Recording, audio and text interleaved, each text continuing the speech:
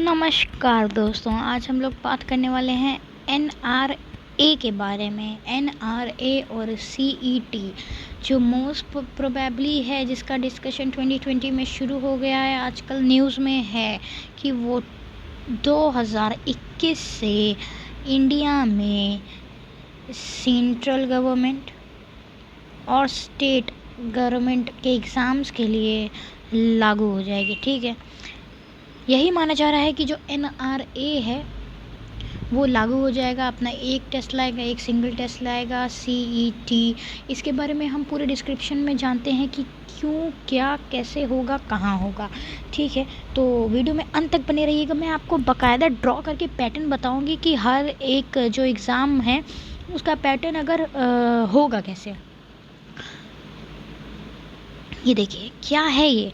तो union cabinet जो है अपना, उसने डिसाइड किया है कि एनआरए, नेशनल रिक्रूटमेंट एजेंसी, ठीक है, the proposed NRA will conduct a common, ठीक है, कॉमन प्रिलिमिनरी एग्ज़ाम यानी प्रीलिम्स फॉर वेरियस रिक्रूटमेंट्स, ठीक है, वैकेंसीज के लिए सेंट्रल गवर्नमेंट में। ठीक है, ये तो बात हो गई कि क्या है। अब देखिए, हम लोग पढ़ेंगे कि क्यों जो है ये नीडेड है। देखिए, अभी तक ये कहा जा रहा है कि वेरियस जो एग्ज़ाम्स होते हैं, जो एजेंसीज कंडक्ट करवाती हैं या सेंट्रल गवर्नमेंट अपने जॉब्स के लिए कंडक्ट करवाते हैं, उसके अकॉर्डिंग जो है एक एवरेज एस्टिमेट के अनुसार 2.5 से लेकर 3 करोड़ तक के जो एस्पिरेंट्स हैं वो अपीयर होते हैं सिर्फ 1.5 लाख वैकेंसीज़ के लिए। ठीक है, उसके लिए ये लोग ना जाने कितने पेपर करा देते हैं अलग अलग। देखिए, एसएससी करवाते हैं, आरआरबी कराते हैं, एलआईसी कराते हैं, है ना। एसएससी के भी कई होते हैं और आईबीपीएस के भी कई होते हैं, आरआरबी के भी कई होते हैं। ठीक है, अब as and when it will be setup, अब ये कब होगा। The NRA will conduct a com CET, that is our common eligibility test, that will be our prelims, and based on the CET score a candidate can apply for a vacancy with a respective agency। अब देखो exam का क्या है, ये जो NRA है, क्या ये टेस्ट सारे गवर्नमेंट वैकेंसीज़ के लिए होगा।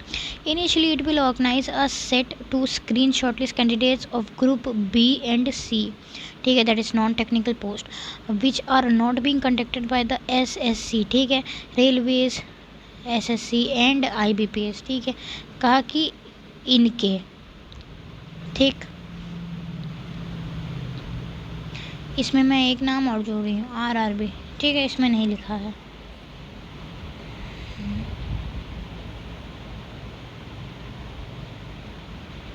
अब देखिए, the agency will have representative for SSC, IBPS, RRB. The test will conduct for 3 levels, 3 level के टेस्ट होंगे। ठीक है, graduate, higher secondary and matriculate candidates. However the present recruitment agencies IBPS, RRB, SSC will remain in place based on the screening. देखिए, 3 मैं बता रही हूँ,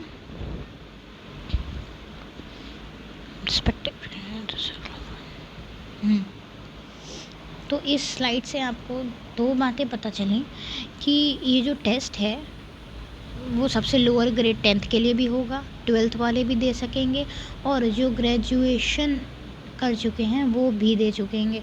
ठीक है, तो ये तो हो गया कौन कौन पेपर दे सकता है। अब देखिए कैसे पेपर ये लोग प्रीलिम्स, जिसको ये लोग बोल रहे हैं कि CET test, common eligibility test है। ठीक है, ये कॉमन एलिजिबिलिटी टेस्ट इन सब के लिए होगा। ठीक है, ये सब दे सकेंगे। इनमें कौन क्या क्या आएंगे, एसएससी, आईबीपीएस, आरआरबी, जिनका अभी तक इन्होंने न्यूज़ में नाम दिया है। ये अभी एक टेस्ट सीईटी होगा पहली बार में, उसके बाद अगर ये सक्सेसफुल रहा, क्योंकि देखिए मेन क्या होता है, इम्प्लीमेंटेशन ही होता है किसी चीज़ का। अगर ये सक्सेसफुल रहा तो इसमें और जो पेपर्स होते हैं वो भी जोड़े जाएंगे। ठीक है, तो ये जो है इन के लिए होंगे। उसके बाद जो जो प्रीलिम में स्कोर कंडक्ट करते हैं और जो क्वालिफाई करते हैं वो अपने टायर 2 में जाएंगे। ठीक है, टायर 2 और टायर 3। अब देखिए,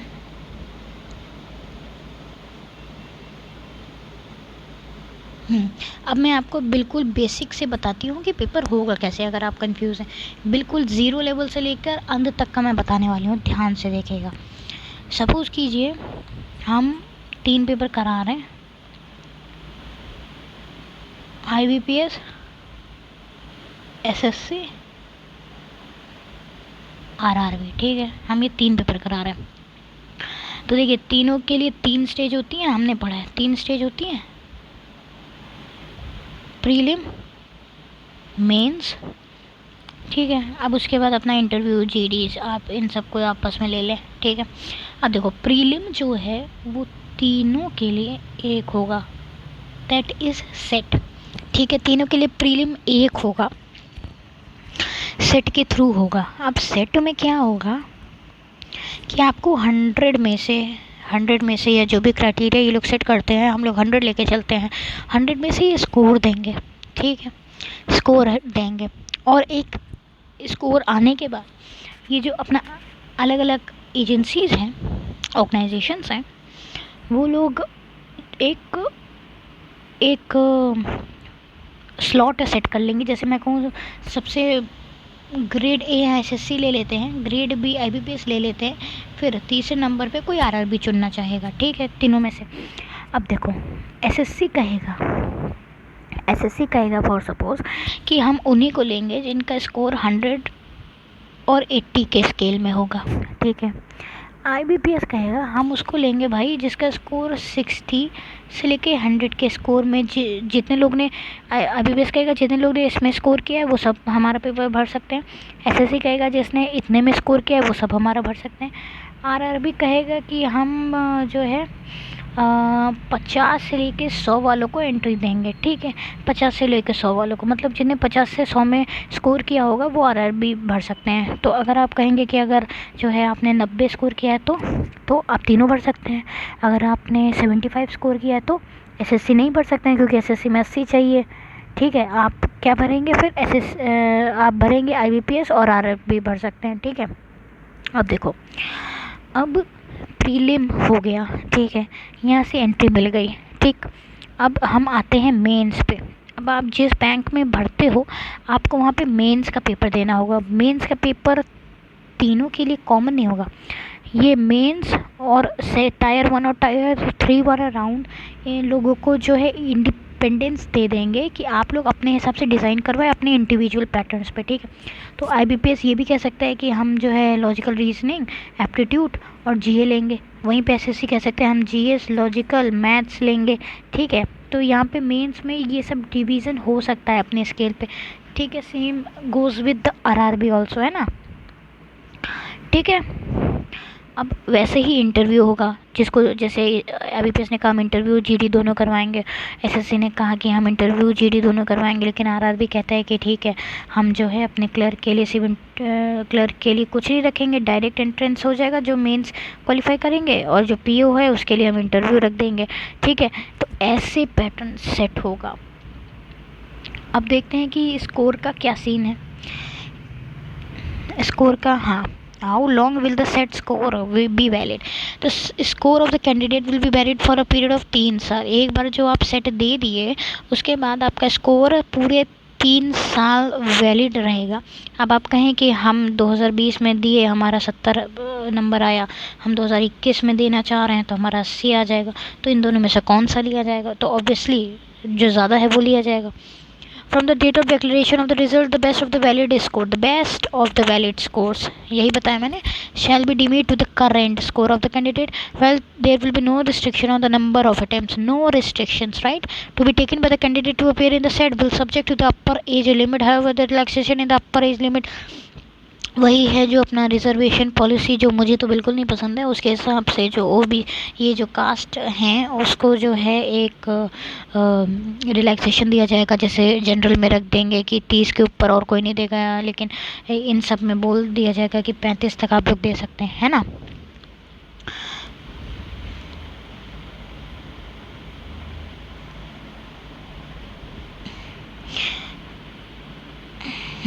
देखिए each district to have examination centre, अलग अलग स्टेट में कैसे होगा, तो इसके लिए जो फंड जो है गवर्नमेंट एक फंड डिसाइड किया है जिसमें वो लोग हर डिस्ट्रिक्ट में एक एस्पिरेशनल डिस्ट्रिक्ट्स जो 117 डिस्ट्रिक्ट को सेट किया गया है जहाँ पे पेपर होगा। ठीक है, आप उन्हीं डिस्ट्रिक्ट्स में आप इन 117 डिस्ट्रिक्ट में अपना फॉर्म भर सकेंगे। ठीक है, और देखिए examination centre will be setup in every district of the country. Special focus किस पे होगा, एग्ज़ामिनेशन के मतलब वही जो फंड होगा वो एग्ज़ामिनेशन का इंफ्रास्ट्रक्चर सेट करने पे किया जाएगा। ये 117 डिस्ट्रिक्ट में होगा ऑल इंडिया में, ये आपको ध्यान रखने वाली बात है। ठीक है, एक लास्ट बात, जो अपनी गवर्नमेंट है उसने NRA के लिए 1517.57 करोड़ रुपए सेट किए हैं आने वाले 3 साल में। ठीक है, मनी कहाँ जाएगा, वही 117 डिस्ट्रिक्ट में जो है एग्जामिनेशन सेंटर सेट करने में रखा जाएगा। तो चलिए दोस्तों, आज के लिए इतना ही। अगर वीडियो पसंद आई हो तो लाइक कीजिएगा, एक दोस्त को जो आपके साथ प्रिपरेशन कर रहा है उसको शेयर कर दीजिएगा, और अगर आपको कोई क्वेरी है तो कमेंट करके बताइए, हम तुरंत रिप्लाई करेंगे आपको। कमेंट करके पूछिए अगर आपको NRA या CET से रिलेटेड कोई भी दिक्कत है। हाँ देखिए, एक बात और, 2020 में जितने पेपर हैं वो तो पुराने पैटर्न पे चलेंगे। ठीक है, 2021 में ये लागू हो सकता है, और अगर लागू हुआ तो सीधी साफ बात है कि सब्जेक्ट्स के पैटर्न बदल जाएंगे। ठीक है, कैसे बदलेंगे, देखिए कैसे बदलेंगे, अगर मैं कहूँ कि बैंक में लॉजिकल रीजनिंग, एप्टीट्यूड और जनरल अवेयरनेस आता है, ठीक है, प्रीलिम्स में, तो ये लोग जो कॉमन एलिजिबिलिटी टेस्ट है उसका ये लोग ये कह सकते हैं कि नहीं, ऐसा नहीं है, रीजनिंग आएगा, एप्टीट्यूड आएगा, GNA GS आएगा।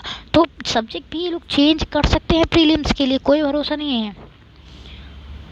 चलिए, तो जैसी हमारी बात हुई थी, वीडियो लाइक करिए, शेयर करिए और कमेंट करके बताइए आपको वीडियो कैसा लगा। कोई दिक्कत हो तो बेशक बताइएगा। शुक्रिया।